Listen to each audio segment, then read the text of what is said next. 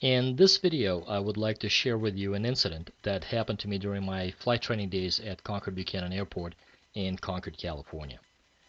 This took place in June of 2012. The incident itself is an engine out incident. My trusted GoPro was in the cockpit with me, recording what I think is a great learning experience that I would like to share.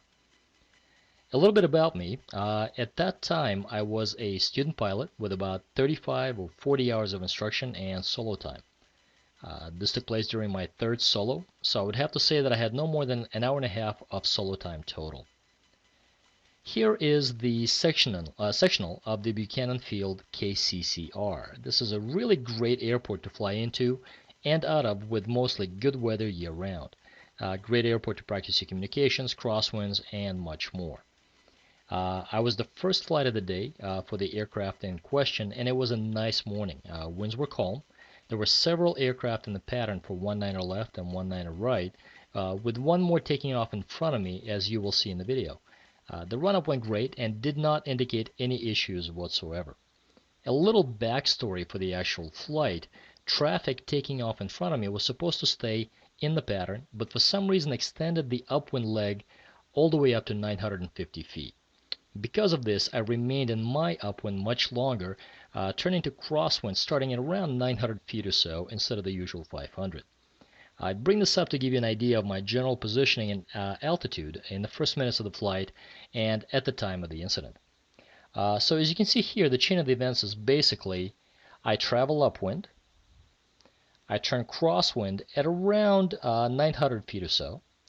At around 950 feet, I pull the throttle to 2200 RPM and the engine quits. I continue my crosswind turn until my nose is pointing in the general direction of the airport.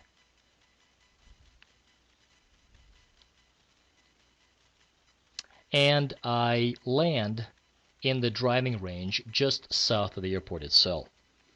When the engine quit, and after a brief scan of my instruments and making sure that I didn't do something stupid like pulling the throttle to idle or yanking out the mixture, I decided to concentrate on flying the plane.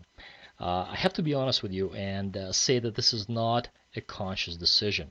At least I don't remember it being a conscious decision.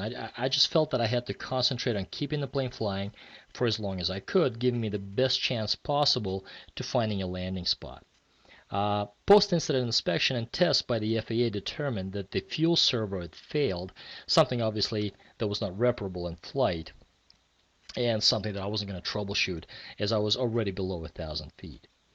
Also, a little bit about tower communications during the incident.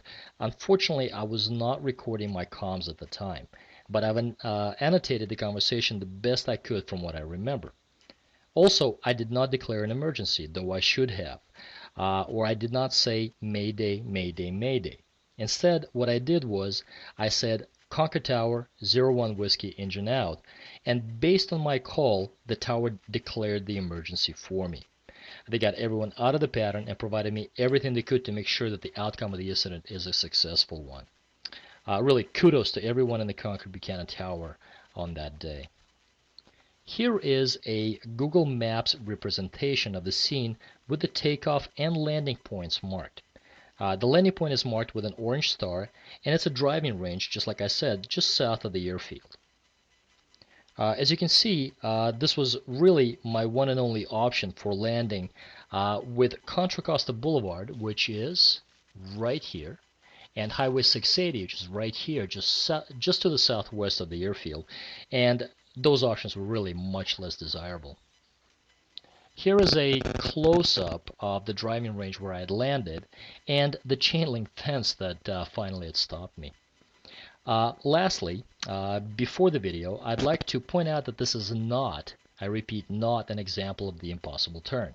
My altitude at the time of the event was about 950 to 975 feet, and I had my crosswind pretty much completed by the time the engine had quit. Alright, well, thanks very much, and let's get to the video.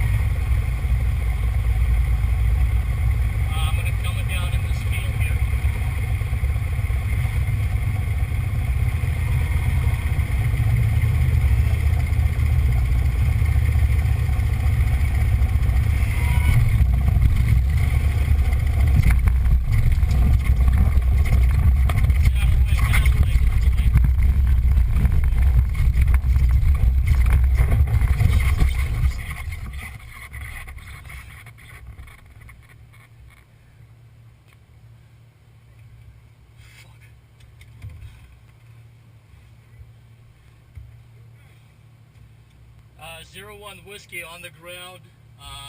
You better get somebody over here. So, in conclusion, I would just like to say that this has been a great learning experience for me, and one that I'd like to pass on through this video. One more thing I'd like to mention is that the FAA Airplane Flying Handbook outlines the typical pilot reaction time at about 4 seconds in case of an emergency. And this is basically your WTF moment. And I want to tell you that it's real. And I explicitly remember thinking, there's just no way that this is happening. But once it passes, your training will take over, and you will continue flying the plane to the best possible landing spot that you can find. Remember your ABCDE acronym, and I know that there are variations on the interpretation of the A's and the B's and the C's and so on and so forth, but right here is the basic one, and I think the best one that my CFIs have passed on to me and that I've used in my training since this incident has happened. So thanks very much for checking out my video. Fly safe and fly a lot.